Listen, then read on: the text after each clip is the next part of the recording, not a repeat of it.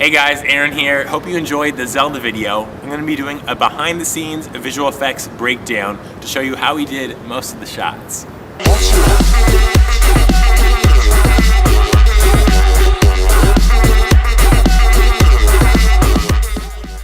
Hey, we're here on the set of the Zelda video. We've got a couple friends helping out. We have a lot of computers to hit play on at the same time.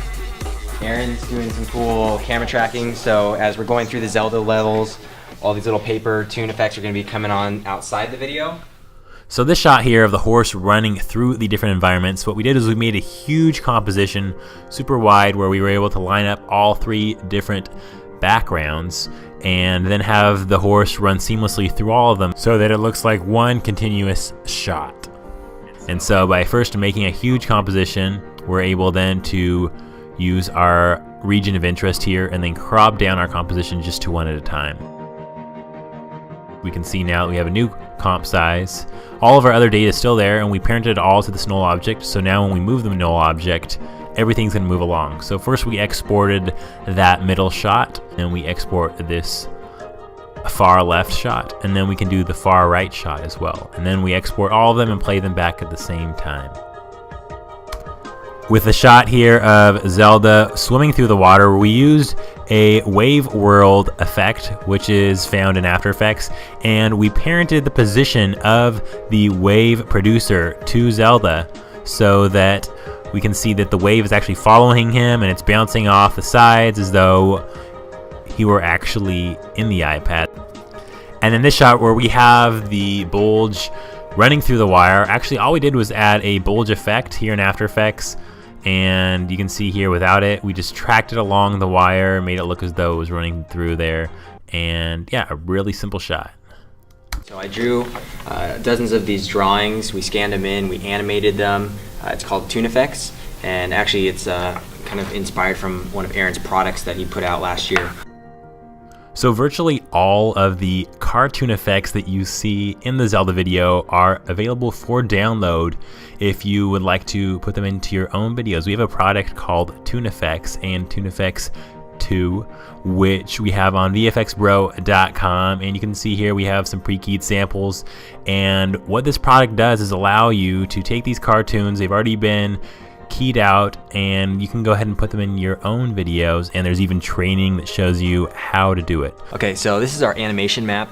There's 16 different screens, and as he's going through, I had to map out how the animation would time out, what computer's next. It just took a lot of time because the MacBook Air 17 has different screen dimensions than the library computers.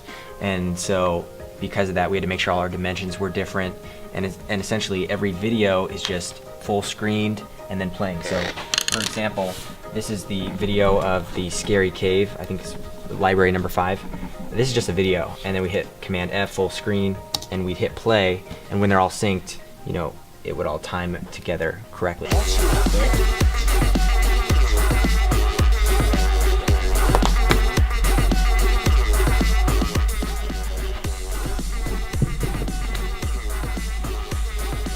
Keep it rolling. For the shot of the horse here, we went through and hand animated the horse in After Effects, and I have training on how to do this using the puppet tool on vfxbro.com in Toon Effects. And we had the horse, and we had the back legs and the back tail that we added in later. Here we have the shot of the boat, and again, all these waves that we added in here are available on Toon Effects 2, pre-keyed elements. So in order to apply this preset, we're just going to have our layer selected. We're going to apply the wave to this layer. Now we can see that its transform position has moved. We can adjust our wave height here, that being the height that the wave is going to affect our layer.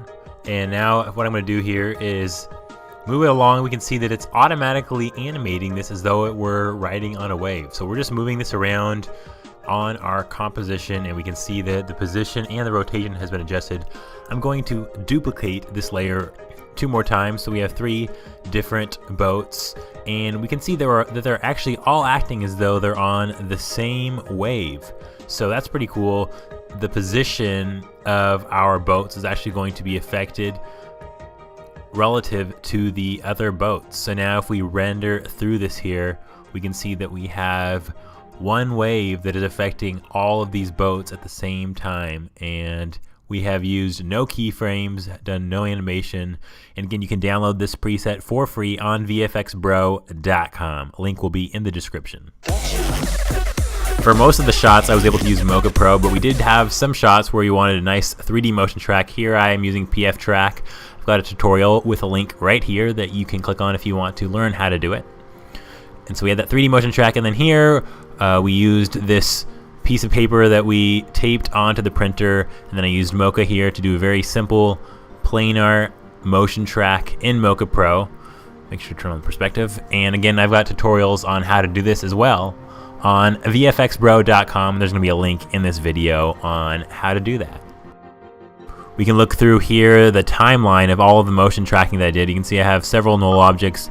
Each null object represents a separate track, a separate portion. This video, we did a lot of different tracking, and by breaking it down into pieces, we can keep things nice and organized and see things easier when applying our different tune effects to the different portions of the Zelda video.